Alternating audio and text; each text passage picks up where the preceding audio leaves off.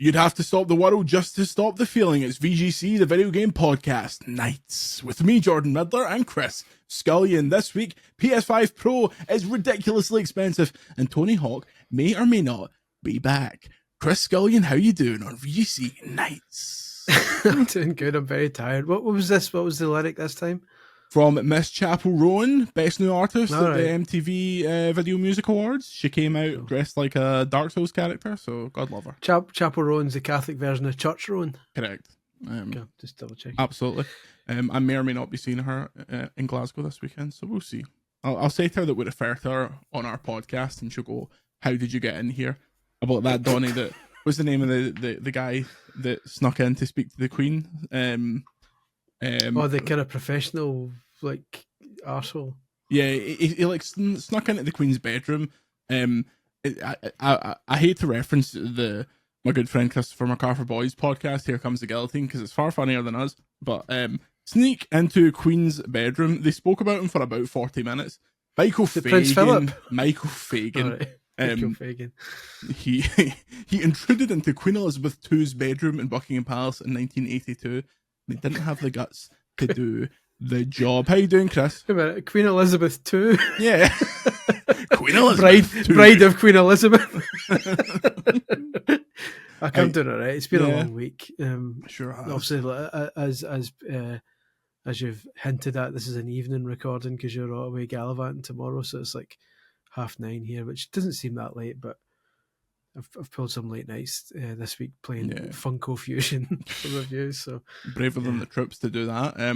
Speaking of, if you need some energy, I've got a quick energy drink review. It is Monster Energy Nitro Cosmic Peach. It is a nitro version of the currently ongoing Ultra Peach that's kicking a ball at the minute. Not my favourite. I actually prefer the G Fuel Sonic Peach Rings. If you can acquire that, you can get it in a place called Pound Basket in Johnston. If you're in the area, you can get the Sonic G Fuel Peach Rings. But I've been drinking this, so I'll take another taste. I'm not sure it's doing it for me. Cosmic Peach is infused with nitrous oxide, creating a smooth, creamy texture that is better experienced than explained. I disagree. I would like to challenge the claim that it's actually got nitrous oxide in it. I'm pretty sure that would be toxic. I'm absolutely pinging off my nut with this nitrous oxide. It's okay. I feel absolutely duty bound now that anytime the boss man gets a new one in, I'm like, well, I need to get one of them just to see what it's like. I'm sticking with the faithful tonight. I'm going with chaotic. Chaotic's nice, which is a favourite. Yeah. All the goofballs on TikTok shop have started getting Ghost Energy in, which I tried when I was in the States for SGF, and it's really nice. So I'm trying to. I said to the boss man, I was like, "Can you get me some of this gear?" And he said, "I'll get it." He literally looked at me and said, "I'll get it for you." So okay, there you go. I'm paying for your fucking electric bills at this point. There's your contact. We've got a lot to chat about this week, but first, if you want more podcasts, more videos, and generally more of us, patreon.com/Video Games Chronicle, you can get our retro podcast, CVG, chatting vintage games, off topic and the Q&A, and tons of bonus videos. Chris, there's a historical artifact up there. There's a video of me playing Concord, which you might remember. Oh, that old that old piece of history. One of the great lost games, Concord, lost media at this point. If you want to check that out, patreon.com/Video Games Chronicle. God rest it. God rest Concord. Speaking of Sony, story number 1. Sony has officially announced the PlayStation 5 Pro. The new console will be released on the 7th of November and cost $700, £700, 800 euros, and about 60 billion yen. It will include a 2TB SSD, a DualSense wireless controller. A disk drive will need to be purchased separately. Before we get into the Cerny power hour of all the specs and all the reasons that I'm going awooga at the PS5 Pro, Chris Scullion, how you feeling? If they think I'm dropping, like I'm a disc man as well, so if they think if I'm dropping 800 quid Plus Sorry, a vertical stand. £825 Yeah, if you want say to plus stand a up. vertical stand. Yeah, if they think I've spent £825 on that, they can run up my ribs, as they say, around our neck of the woods. There's not a chance in hell I'm even entertaining that. Like when I thought, I assumed it would be 600. Yeah. Did you And think it would be 600 600 with a full whack though, or just Yeah. 600 digitally? I'd hoped at 600, and I thought at 600 that's a push, but for work reasons I'm going to have to probably buy one. But when it turns out it's like essentially 825, that's comical. That's like So I thought it would be 600 raw and it'd be 700 with the disc because they're positioning this in a way that's like especially from that drawing that Bill Kuhn put out. I was like, okay, the default's probably the digital one. I bet that's 600 and then 100 for the disc. I didn't think they'd charge you £25 for it to not crash off your desk, but here we are. Got to pay for Mark Cerny's haircut somewhere. But yeah, when that popped up and it was 700, it was unbelievable. It's the fact that, I mean, you can't call it a pro and there's bits missing. Yeah. Like in my head, like a pro means the definitive, nothing else is needed. This is it. This is the top thing you can get. You can't go, this is the best thing we've got. By the way, you can stick this on it. That doesn't make Devil's advocate, Apple's Pro and Pro Max, there is a higher tier. Are you waiting for the PlayStation Pro Max? That's coming soon. Yeah. It's a very weird situation because, okay, Devil's advocate time. You cannot build a PC that will do the things that this thing purports to do for the money. However, a PC does everything else that a PC does, for one. Two, it's a refreshable bit of kit. So you build a mega PC when you need you can get a wee upgrade here and there, save up for the $2,000 GPUs, whatever.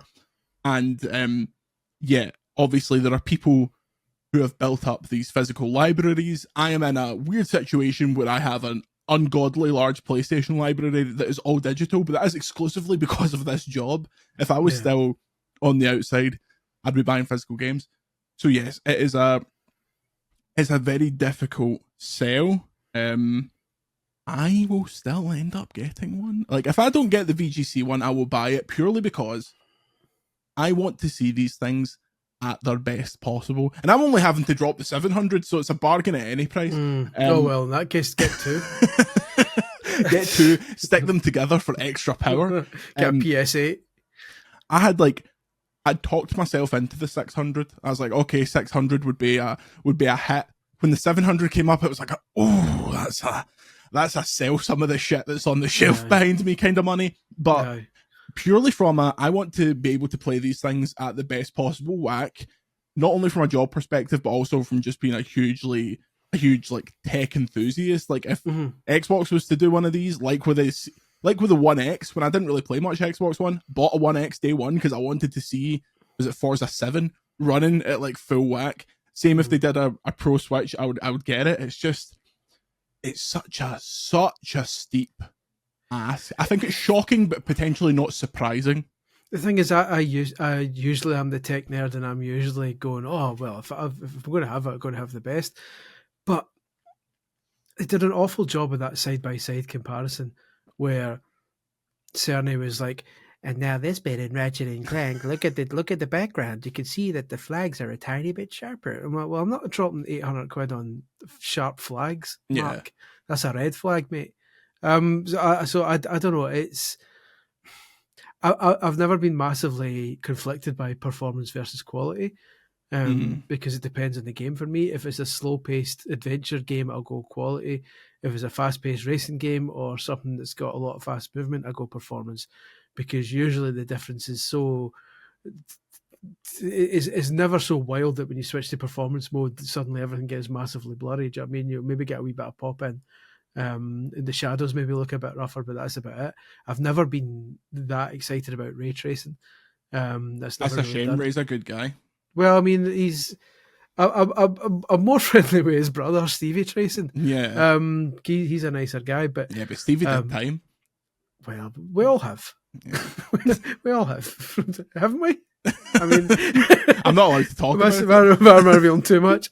But it's if it was, I'll wait till the price comes down, if it ever comes down, and then I'll consider it. But as it is, you saw, I mean, you can confirm on the Slack, like right after it or shortly after it, I was like, I'm going to save up for a new PC. Yeah, because it's like you said earlier, like it will be more expensive to buy a significantly more expensive for the one I'm looking for, but like you say, it does so much more, and it's like I'm happy with my PS5 and my Series X.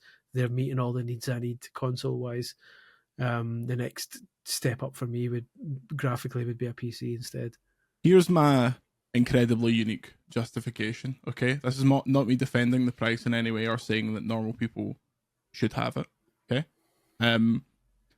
it's the cost of 10 next gen games. I would buy way more than that of a year, and because I'm in this incredibly privileged position, I do not need to. Therefore, I do not feel too bad about spending 700. Like, I don't want to, but I don't feel like devastated by the prospect. So it's weird because high-end tech anywhere outside of games, £700 hee haw. Like what Apple product are you getting for £700? Like all the Macs and stuff like that went up to $3,000, and all your iJustines were like, yeah. The watches are like $3,000, and I know it's a different like kettle of fish, it's a different style of product, but I think that a few things have contributed to the reason they've got away with this. The general shit state of the world, like they're having to raise the PS5 price basically everywhere. Like Japan 2 weeks ago, it's like it's 5 times the price now.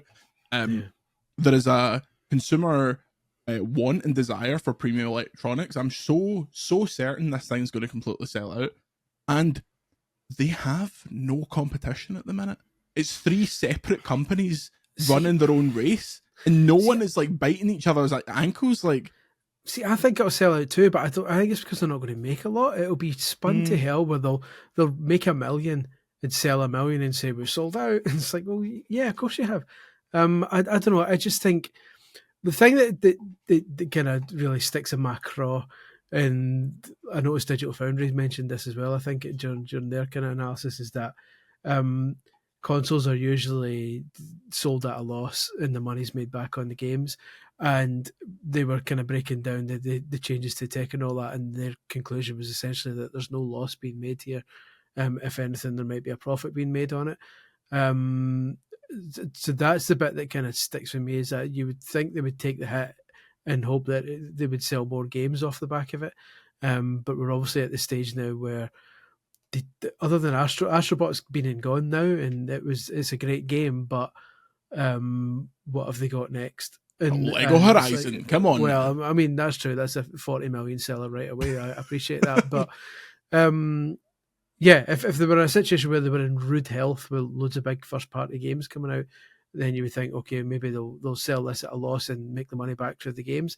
But it's pretty, unless they've got a lot of big bombshells they haven't announced yet and they're going to hit us with them all at the same time, that's going to be pretty sparse for a while. Nah, so Sony's next year is Death Stranding 2 and that Horizon remake that we reported on 1 million years ago. Do you think part of the problem is the people that are playing games are not playing games mostly that you buy? Like, people are playing the games that were playing on PlayStation 4 by and large. So that's like a huge... Well, I suppose every year you buy your Call of Duties, you buy your FIFAs or whatever, but a hardcore Fortniter, they're spending their money on like skins and stuff and battle passes and things like that ilk, but I feel like the attach rate for PS5 games has potentially never been lower, like generation to generation. I just don't understand. I don't understand how they can launch this without a game to accompany it. Yeah, like it feels like it needs a Death Stranding too. Like, that game looks beautiful. Yeah, you need to bring it out and say, oh, by the way, on the same day this is coming out and this is a game that's going to look shit hot on this console. As it's like, what, do you want me to play The Last of Us for the 4th time? Yeah. Like in another kind of enhanced version. Have you enhanced the remaster of the remake now? Is this like... Let's have a look, because they released an incomplete list of the games that are getting upgrades. Alan Wake 2 makes sense. Assassin's Creed Shadows, it comes out right around Assassin's Creed Shadows. I bet that looks really nice. Demon's Souls, which I mean, that game already looked beautiful. That'll just be a case of getting the frame rate with the fancy visuals. Dragon's Dogma 2, which did suffer. Final Fantasy 7 Rebirth, which did suffer. Chris Scullion, Gran Turismo, we're getting an 8K. Did you hear that they're working on 8K Gran Turismo? We're getting 8K cafe. I think you'll find, Jordan, that the PS5 launched with 8K written on the box. Yep. So we should already have 8K Gran Turismo. Thanks very much. Absolutely. Your favourite, Hogwarts Legacy, Horizon Forbidden West, Marvel Spider-Man 2, Ratchet & Clank Rift Apart, The Crew Motorfest. Oh, hold on, wait, what? Let me Get just check me my one wallet. pre-ordered right now. Let me just, I've got a 20 in my wallet. Will that go towards a deposit? The first Descendant, everyone's favourite, and The Last of Us Part 2 remastered. And here's the thing, I will load up Last of Us, Marvel, Ratchet, and Horizon and look at them and go, they look nice. And then I'll go, where's the new games? Because I've played all of these. Put FIFA back on.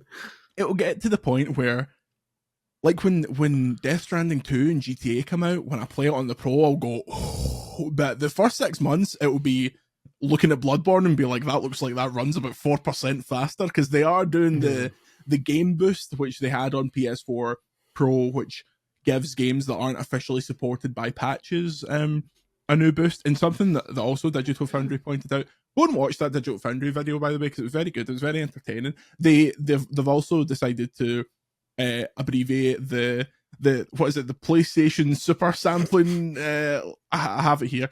Do I have it here? It's their AI thing. PlayStation Spectral Super Resolution, or the Pisser as they're calling it, and we simply have to adopt because that is so funny. Yeah, they pointed out that games like GTA 6 will still struggle to go 4K 60, and there will come a moment at the end of this generation where it's like PS5 Pro, load of shite, here's the PS6. But yeah. It's going to be that's the problem. Is like I like you say, 4K 60 will, if not every single game from now on runs at 4K 60 on this thing, there will be anarchy. They've already said that it won't, because it's I mean, so what's the point then? Sony can't make that an edict, though. That's not possible. No, they can't. They can't make it an edict, but when there's that much power, and Cerny's on there going, people think 30 FPS is stuttery. Then as soon as a game's got 30 FPS, everyone's going to point at Cerny and say, mate, you said that shite. I do think Sony have made a rod for their back with that, but that isn't on them. Like, they can't be blamed if Johnny Third Party prioritizes the power in a different way. But yeah, I think it's the fucking Digital Foundry thing I was going to say. It's much easier for games to be updated for the Pro than it was the PS4 Pro, because those had to be like new SKUs, new SDKs to be downloaded. These can be updated easier, which might incentivize developers.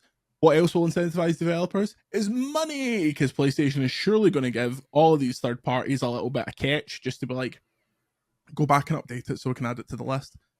Going to Mizuguchi with £1 million saying, oh, Chris, Tetris Effect in 8K. Come on. Say no more. Say no more. It's fine. It's fine. I play it on my Oculus Quest at a much lower resolution, and it's perfectly fine. Sidebar. Eurogamer ranked that as the #1 game to play in 2024. Do you agree? No.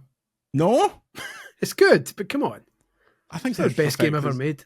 I think Tetris Effect is the best game ever made. That's a different podcast, but I genuinely think Tetris Effect, if it's not good. The best, it's in the conversation. It's very good. Alongside FIFA Street 2. But yeah, the FIFA Street, move to the beat. Gamebreaker. God, we're getting off piece. Is there anything that would shift it to you at this price? Anything at all? Is there a world where GTA 6 comes out and it looks shit on the base consoles and it's not coming to PC for 2 years and you go, right, now is the time? Or is it just in this kind of unattainable? What if someone was to offer you like 350 quid for your base? Would you move? No, just on principle. I wouldn't like. I would. I don't like trading consoles in, so I would always. The plan was always to have put the PS5 upstairs, in my kind of games room, and put the Pro in the living room where I play most of my stuff. But I mean, I don't know. I don't know what the circumstances would be in which I would go, actually, yeah, it's time for me to fork out £825 for this, because it's like it's so out of the realms of a kind of impulse buy that If I your don't know. I PS5 can't carked it, imagine. would you not be tempted? No, No. I'm happy enough. Like, I mean, like, I don't know. If the price dropped, then yeah, I'd have a think about it. But that is even just, it's almost like a moral standpoint.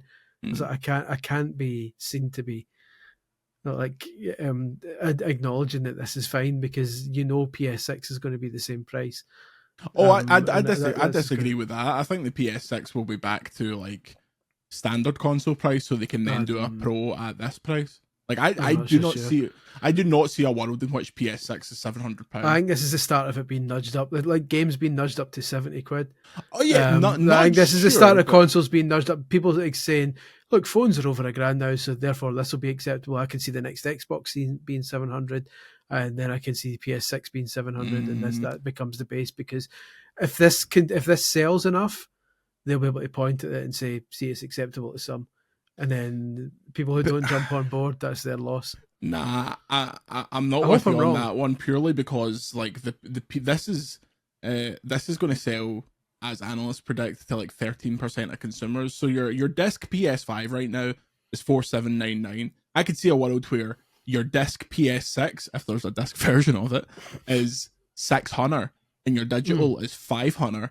But because they need to, because these pro consoles have thus far been a success, they need to keep a ceiling. And see, when you're getting into like grand console territory, I think that's when people are like what are we doing here? But the problem is our graphics cards getting cheaper. They're no, not hitting a plateau where the prices, the component prices aren't dropping. So they're going to, where are they going to find the cuts? So they're going to have to heavily subsidize it again.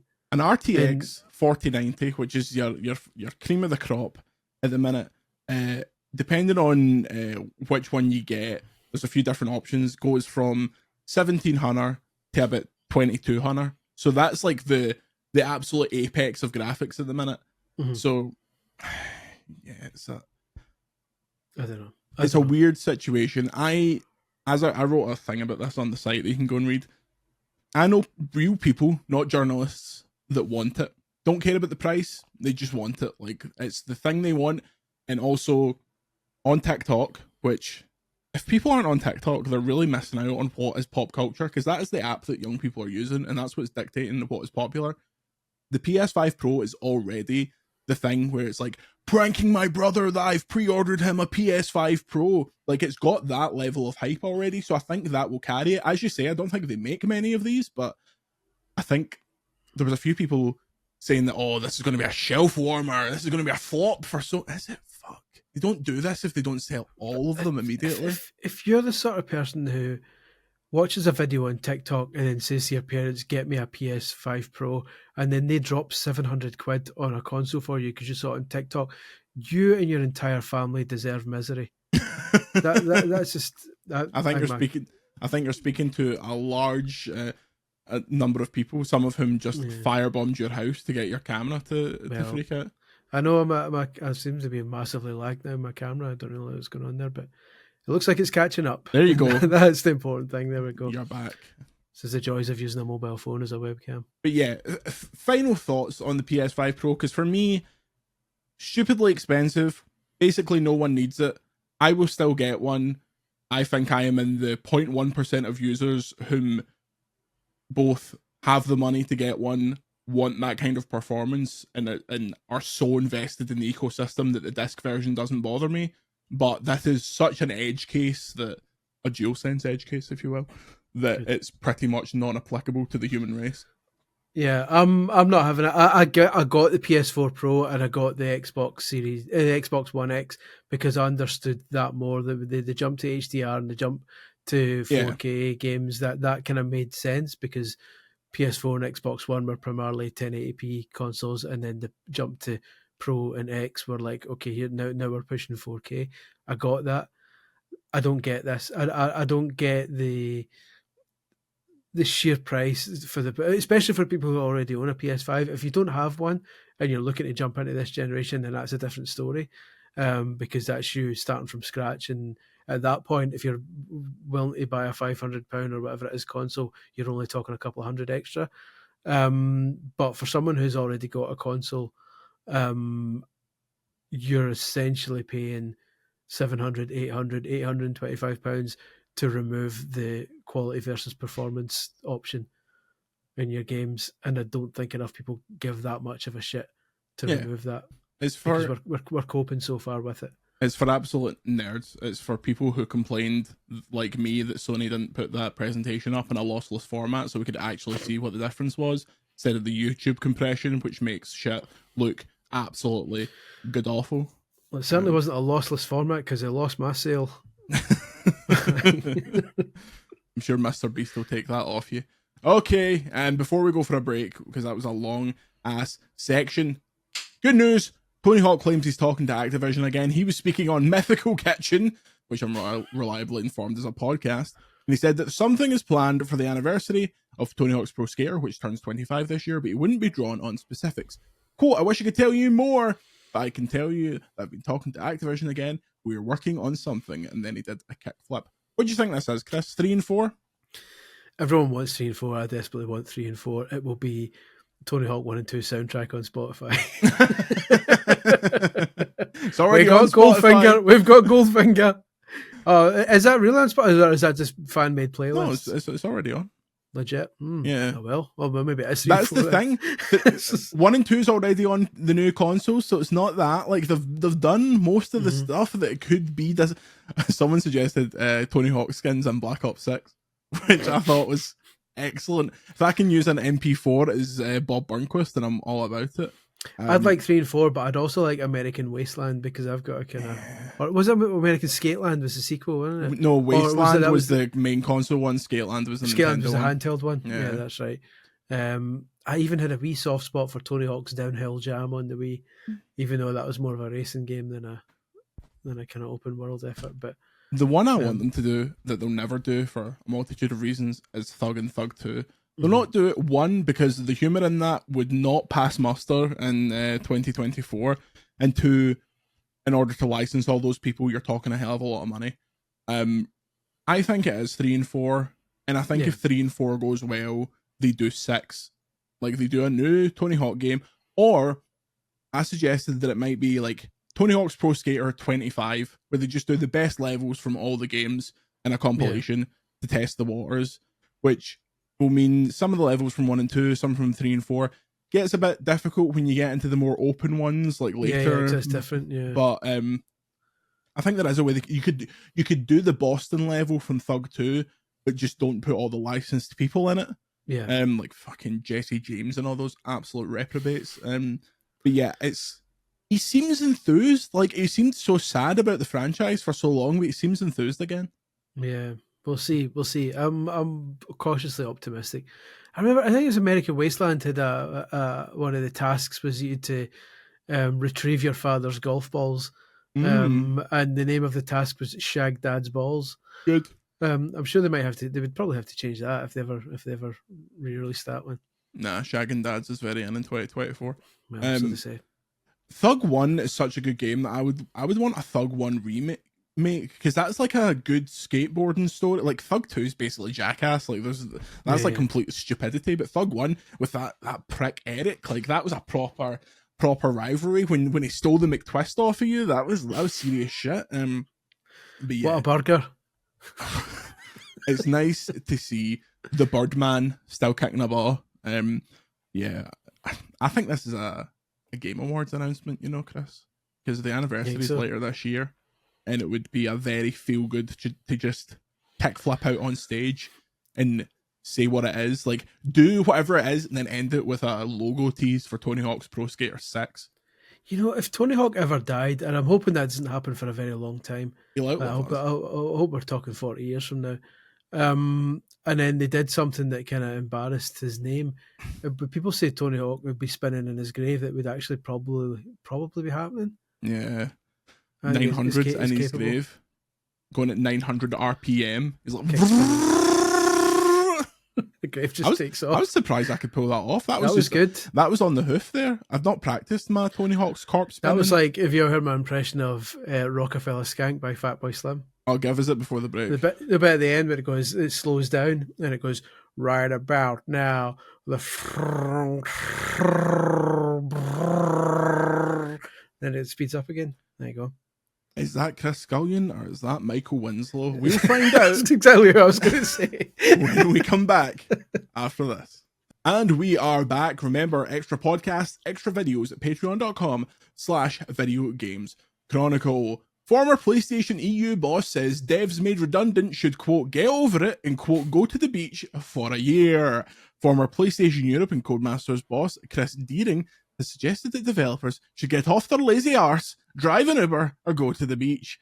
In an episode of My Perfect Console with friend of the show Simon Parkin, Deering, who was president of Sony Computer Entertainment Europe from 1995 to 2005 and president of Codemasters from 06 to 2010, was asked about layoffs. He said, I don't think it's fair to say that the resulting layoffs have been greed. I always tried to minimize the speed at which we added staff because I always knew there would be a cycle and I didn't want to end up having the same problem that Sony did in electronics. Now, of course, there was just recently a big layoff at Sony Studios, and in London, that whole studio setup had been run out of Amsterdam now for a few years, and I don't know. If the money isn't coming in from the consumers on the last game, it's going to be hard to justify spending money on the next game. And then he started twiddling his mustache. That's Chris Deering, the father from the Family Nest.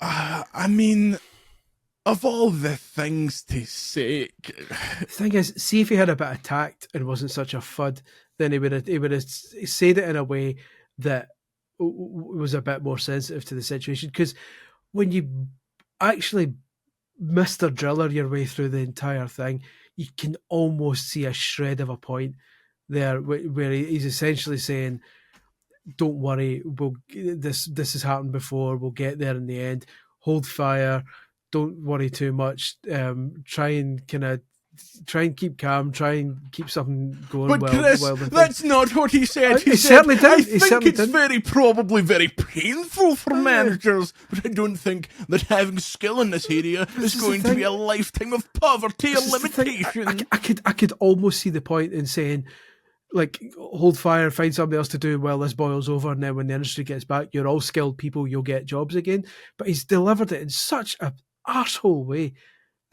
Delivered it on Uber. Come on. It's still where the action is, and like the pandemic, but now you're going to have to figure out how to get through it. Drive an Uber or whatever. Go off to find a cheap place to live and go to the beach for a year.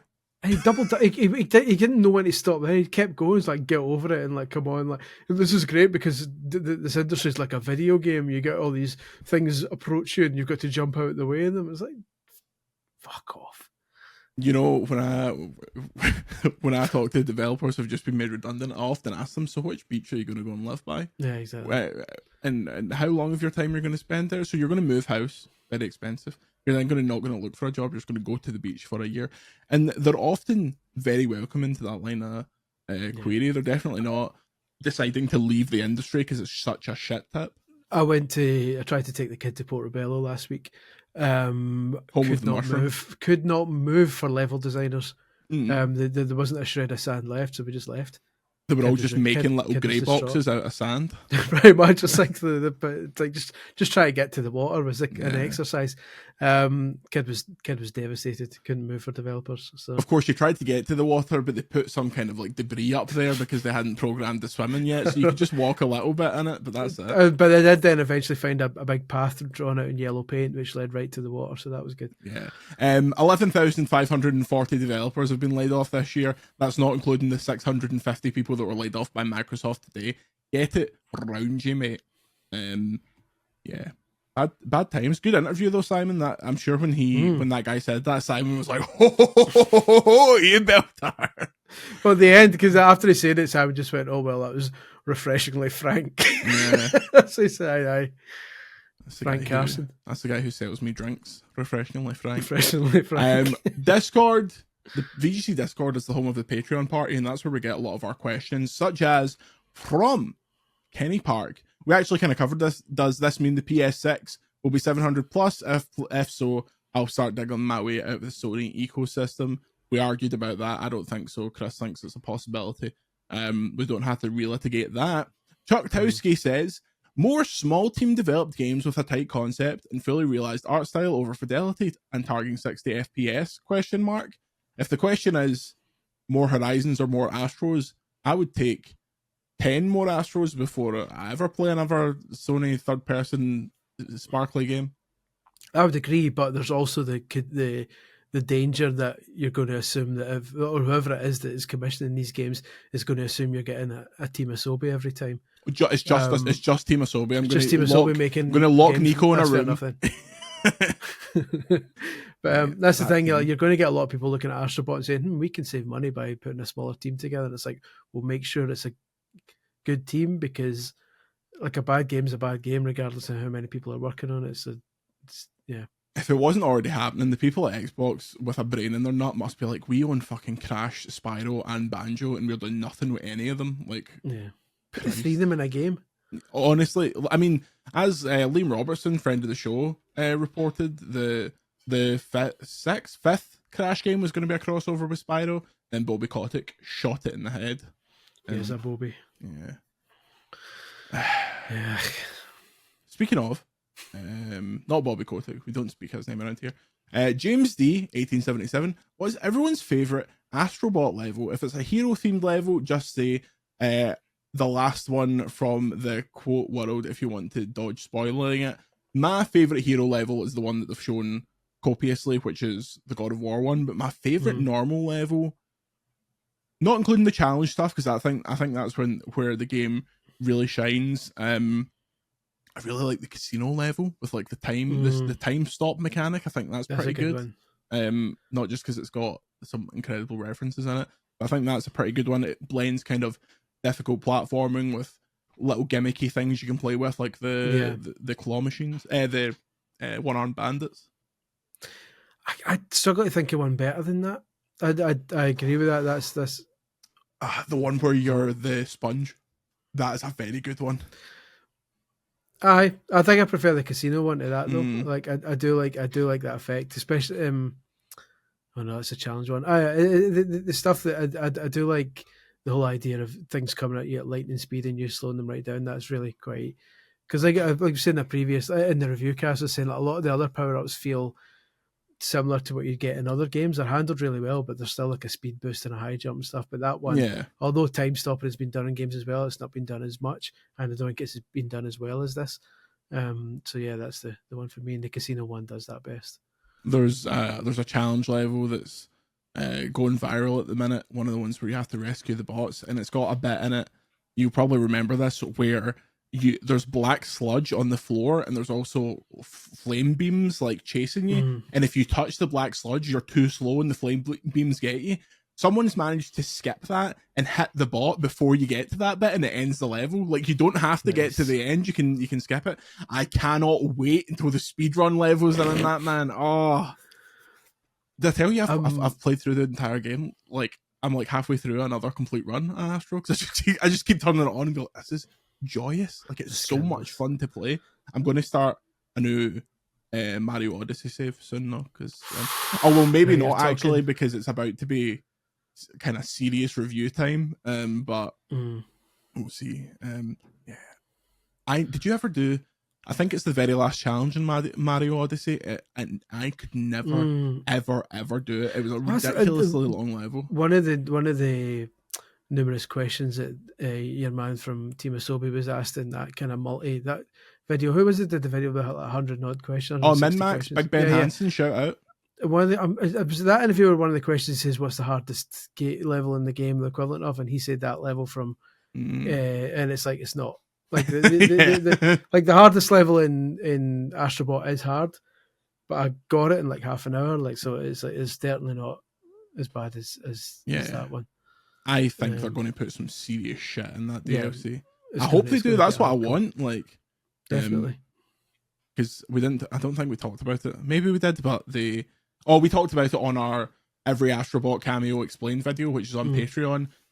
the DLC is likely going to be Ubisoft stuff, a few other weird references, and not the people that we'd predicted. So that'll be interesting. I hope it's just the start. I feel like a lot of games come out now and it's like, we've got DLC planned. They do one DLC and then they're like, no, that's it. We'd planned that one and that's it. I hope it comes out and they're like, we're going to do more and we're going to do more and we're going to do more. Because also, Gersman suggested this. Do you think if you buy a PS6 and play Astro on it, if you buy a PlayStation 5 Pro and play Astro on it, the ship in the middle of the game will be a Pro on your save? Maybe. I wouldn't put it past them. I bet they do.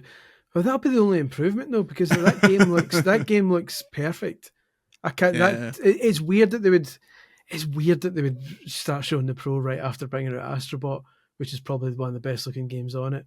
And it's like sharp as attack and runs at a solid 60. And then you bring out a console. You announce a console like a week or two later. It says, "Oh, now you can play games at 4K 60," and you're like, "Well, Astrobot shows." I know every game is different, but it's like you've picked a weird time to kind of be singing the praises of this new console when you've already just brought out the best game you've got. It's especially weird because they'll have Death Stranding 2 next year, and they'll probably start talking about Ghost of Tsushima 2 next year, which will look. I mean, Ghost of Tsushima 1 on the PS5 looks the absolute fucking dugs, so 2 is going to look insane. But of course, if Astrobot gets in 8K mode, I'm going to need a new telly. Still won't get one. 120 frames at 8K. Jamie H. 1224 says, do you think the PS5 Pro sticker shock softened the blow for a minimum $400, £400, €500 Switch 2? I bet the Switch 2 is 400. I'm starting to lean towards 500, but I hope I'm wrong. Or 450 even. Yeah. I think if it comes out at 400, everyone will be rubbing their hands. The way component prices are going, I can see it being higher. I really hope I'm wrong. But you think it'll be more expensive than a PS5? Yeah, because it depends how it's a hard one to gauge because we don't know how powerful it is yet. I mean, all the component parts speak to PS4 Pro level. Yeah, so. In which case a handheld PS4 Pro, you've got to imagine, might be in that kind of region. So I don't know. We'll see. It feels like the sort of thing it would be. I would grudge that. I'd begrudge that less, even if it was 500. I'd be like, that's steep, but okay, because the Switch has already kind of proven itself, and it's a totally new generation. That's fine. And let's be honest, we are crying out for new Nintendo hardware. Like Definitely. The games are screaming for it. Like we've all drank the Kool-Aid to the point where we're like, oh yeah, it's fine that Zelda runs at about 3 frames a second, but can you imagine how nice it's going to be when like that first wave of Switch 2 stuff is running nice? Yeah. I mean, obviously it will run into the same problems that when we get to the end of the PS5 Series X generation, the Switch 2 won't be powerful enough to keep up with it. But I mean, keep up with... Nintendo doesn't need to keep up with anybody. They're miles away. I'm just looking forward to playing Tears of the Kingdom at 4K 15. All right. 4K 1. Looking forward to Pokemon ZA, which hopefully is a Switch 2 launch game. I'm still convinced it will be. Yeah. Let's see who else. Cleveland Boy says, Tony Hawk had some pretty neat secret characters. Spider-Man, Darth Maul, today a couple. Is there any other game that stuck with you that had neat hidden characters? Smackdown Shut Your Mouth, LIMP BIZKIT, Big Fred Durst, which the rumor goes that the prerequisite for using Roland for the Undertaker was getting him in that game, so well worth it. Oh really? Yeah, that was worth it. Virtua Striker 3 on the GameCube had a Sonic the Hedgehog team. And every character had their own special celebration. So when you scored with Sonic, he would do his point in the air, like at the front of the Sonic box. Don't give it. I'd be here all night talking about cameo characters in games, but there's. What was it? FIFA that the super furry animals were in? That was Actua Soccer too. Oh, okay. It the furries in it. That was a weird because they did a music video. Yeah. With Actua Soccer 2 in it, and then they get put in it.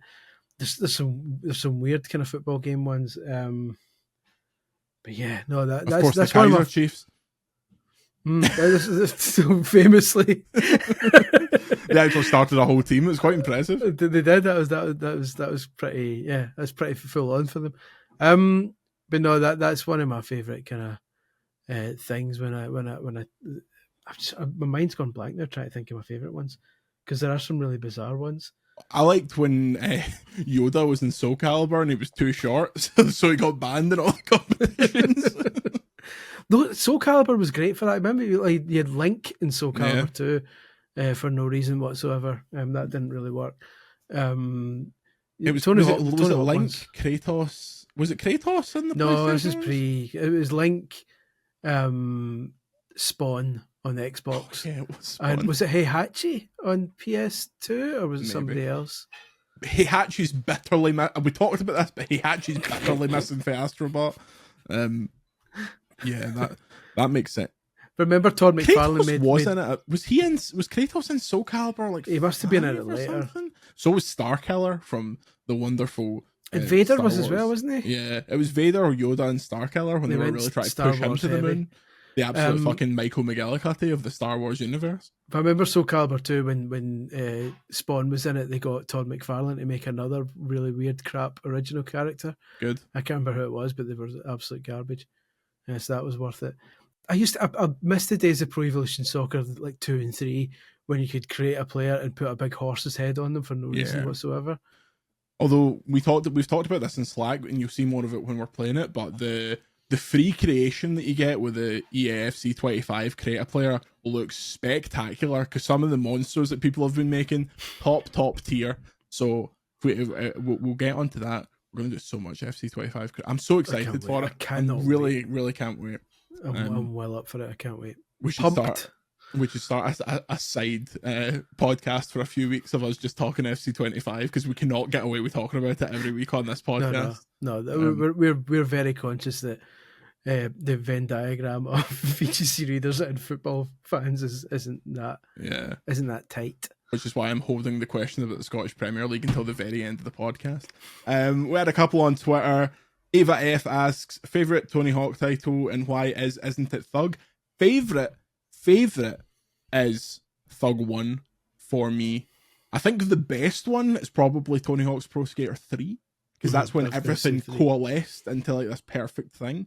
But I was going to say 3 when they added the reverb. Yeah, 3 did it for me. Poetry in Motion.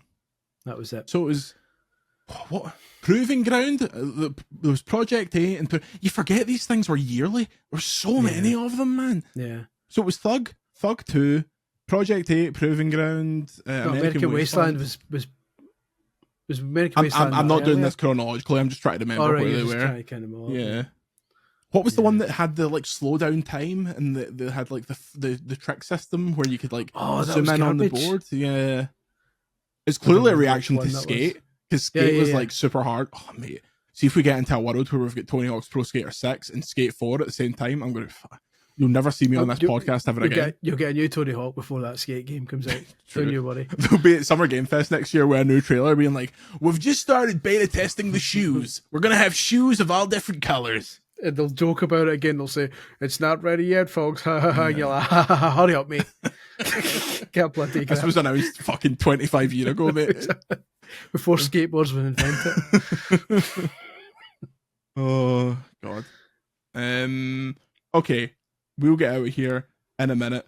But first, there's no more gaming chat this week. Don't worry, folks. Patreon.com/Video Games Chronicle if you want more gaming stuff. We're about to have a very nerdy football question, of which we'll close the show. Comments, questions, and concerns to podcast@videogameschronicle.com or patreon.com/Video Games Chronicle. Anything else for the normal people that are going to go away, Chris? You've got a couple of reviews. Fucking plug them. Oh, I am Funko Fusion review. Listen, when they announced that, I was beyond pumped. I don't even care about it. I hate Funko Pops, but I love a crossover. Bloody love one. So this one had me torn because it's like I still don't like Funko Pops, but they work really well for a game because they've got massive heads. And it's like a game with loads of shooting in it, so the headshots are really cool. You can headshot a boy from miles away because he's just head. He's like 80% head. But It's made by 1010 Games, so a new studio, founded by the guy who TT? co-founded TT, exactly. So a lot of the team are former TT games, so that it plays a lot like a Lego game. Like there's loads of just objects lying about, and you hit everything, and like studs come out, but it's not studs; it's pieces of vinyl apparently. And it's there's got so much more backtracking than you would get in a Lego game, and that's saying something. And it's weird because only 7 IPs get full treatment. They boast about how they've got like 25 IPs, but only 7 of them get full worlds. Some of them have got bonus levels, but unlocking them is so convoluted, it's unreal. Like I desperately wanted to see the Jaws level. Yeah. And to unlock the Jaws level, you have to find it first. It's hidden in level 3 of Hot Fuzz for those looking for it, in a fish shop in one of the streets. Then once you've found it, you need a character who can light a flamethrower, which means you need to play through the Thing world first. And you need a character who can shoot an energy beam, which means you need to play through Battlestar Galactica. So you need to play through like a third of the game before you can even see Jaws. Yeah. So, and there's a lot of that all the way through it. It's like just briefly, Chris. Do you know what Jaws' trousers are made out of? Go on. Denim. Thanks, folks. That's Thanks for abysmal. that. That's your tear apart. I don't know what you're fucking complaining about. What do... Go on then. Let's get them out. Patreon.com/Video Games Corner. Let me just double check I've got the band right here, because I don't want to embarrass Christ, myself with the wrong All band. the best jokes start with a Google search. What do the Clash do when they want to ensure, when they're using their PC, that they don't accidentally drag the start menu to the side of the screen? I don't know. What did they Clash lock do? the taskbar? Lock the taskbar. There we go. Funko Pop Battle Royale Pussy Party review on the website right now. Final question. I need to go. My throat is killing me. There's recently been a trend on Twitter of hashtag Barclays Men, which are quintessential Barclays Premier League players. You familiar with the concept, Chris Gillian? I'm not, but presumably that means you're going back in time to the good old days. Your Michus, your Czech Tiotes, the people that, your Dimitar Berbatovs, the people you see and you go, that's peak Barclays. In the same vein, Daniel Horn asks, who are your hashtag SPL men? Scottish Premier League, quintessential Scottish Premier League players. So what year is that going up to then? So it can recency bias kind of chucks people out of it, but the first one I thought of as a quintessential SPL man is Xander Diamond. Just always there. Such a ridiculous name for somebody that looks like that and plays for Aberdeen. He's a these days people would call it peak cinch, but it's the SPL to me. Yeah. I can't think beyond Celtic because I'm like horribly biased. But I don't. I'm trying to think of ones who aren't obvious players, because that seems to go against the. It sounds like it's more focused on like local heroes who maybe aren't the best players. But I think it's just it can be a lot of things. So my Celtic one, and one that I really torment Laura with, is, do you remember the right back Chaduri? Yes, So a pal of mine in school came up with a chant that he thought would be taking over the terraces, was, pack up your troubles in your old kit bag, don't worry about the Chaduri. And that is just stuck in my head since then. And it's like, not one man alive remembers Chaduri, but he's one of my top 10 all-time Celtic players because of that. What was Celtic made an absolute arse once? What did they not? When we signed a few Asian players, and this is like pre-Nakamura, this is when we were first. Did they not bring a poster out and they put the wrong name on one of them? Yeah, or something like that? They were bad for that. Yeah. The Chaduri, 31 appearances, 2 goals, legend.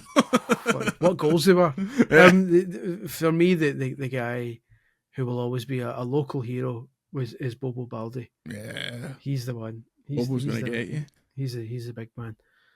So the thing about Bobo Baldi, and to some extent Henrik Larsson, so I started going to Celtic Park this season after Larsson left, and a lot of that like Martin O'Neill team had started to kind of dissipate. So Strachan's first team was my emotional connection Celtic team. So Jan Vennegoor at Hesselink, Georges Samaras, like all these people, Nakamura, my favourite player ever. So, but yeah, there's just the people you think about. Oh, Evander Snow. Do you remember Evander Snow? I saw him miss a penalty against Falkirk in the League Cup on a cold, cold night at Parkhead. Some boy. Do you know how long I've been going? This is your old man talking now here. My first season, we got our season tickets, was the season before we signed George Cadet and Paul Di Canio and Pierre George Van Hooijdonk. Cadet. Yeah, big Cadet. He puts the ball in the netty. He sure does. He's doing well now. Evander, sorry, I'm now on the Wikipedia page for Evander Snow. He played 30 times for us and scored 1 goal, and then we shipped him off to Ajax. Heroic, absolutely heroic. Yeah, some man. He was named after Evander Holyfield. And Snow, who sang Informer. It's bedtime. Thanks, Diddy folks. Diddy Agat, what a hero. Well, with thanks to Diddy Agat, we're out of here. You know, sorry, before we go. We're trying. Go ahead, Chris. Who is Wigfield's favourite Celtic player? Go on. That's when it starts Saturday night. It goes doink, doink, doink, doink. Diddy Agat. I really Right, wind I'm up done. Laura by singing Saturday night and I like the way you move, Divock Origi, like all the time in our ear as loud as possible. Anyway, this was a video game podcast about 3 hours ago. It was. We'll see you next week. Lots on EAFCs next week. There's also other stuff that we can hopefully talk about. I'm away as you're watching this to do something very cool. I hope I can talk about that next week. If not, we'll get on that. New episode of CVG on the Dreamcast is next week. The new off topic is up now. All that good stuff. Any more, Chris Scullion? Nope. Just Excellent. keep on trucking, as the kids say. Yeah, keep on trucking. As Cheryl Tweedy once sang. Say goodbye, Chris. Goodbye, Chris. And we'll see you next time.